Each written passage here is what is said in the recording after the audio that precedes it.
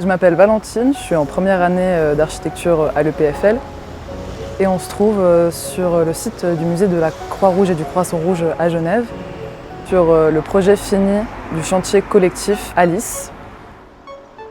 Alice, c'est l'atelier de la conception de l'espace. Et à partir de l'année 2023, on a entamé un nouveau cycle qui était basé sur le réemploi. Donc cette structure, elle avait été pensée comme une porte d'entrée assez massive qui permettait de signaler le musée.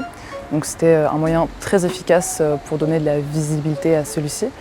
Mais cette année, par le réemploi, on a décidé de chercher un peu un équilibre pour la rendre peut-être un peu moins imposante et aussi l'ouvrir vers un autre projet qui est de faire un jardin dans ce musée.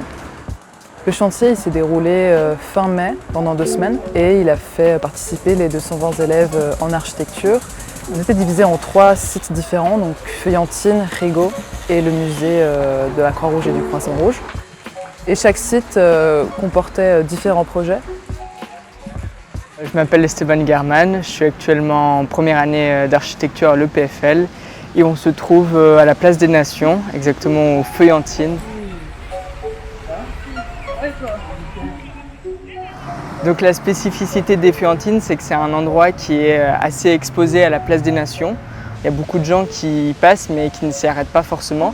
Donc l'idée était de poser des îlots pour que les gens s'y arrêtent, qu'ils puissent profiter de l'ombre offerte par les arbres, mais aussi d'apporter quelque chose d'un peu plus playful avec ces différents niveaux de pisée qui viennent attirer la curiosité des passants.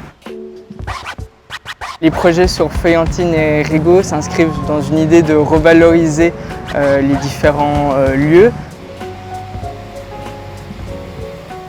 Sur ce lieu, avant, il n'y avait pas grand-chose. Il y avait de l'asphalte, ce grand chêne et justement la boucle de tram qui est toujours présente. Donc l'idée était de créer un lieu, de créer un espace pour les usagers et surtout pour les travailleurs autour.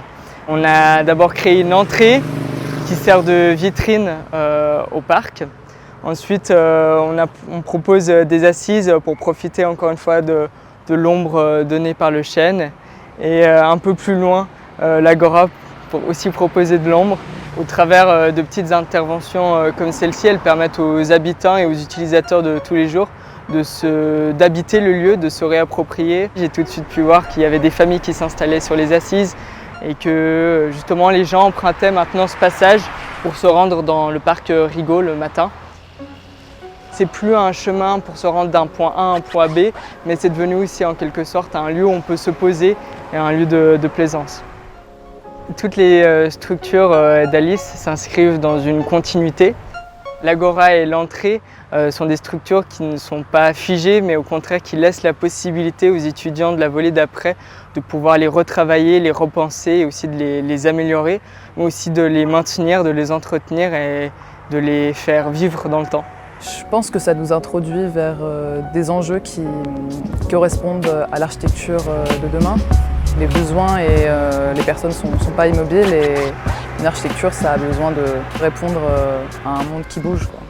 En tout cas, moi j'avais cette idée en architecture qu'on allait construire de nouvelles choses flambant neuves. Le projet de fin d'année nous montre qu'à travers le réemploi, on peut proposer quelque chose de tout aussi concret que si on partait de zéro avec des matériaux neufs.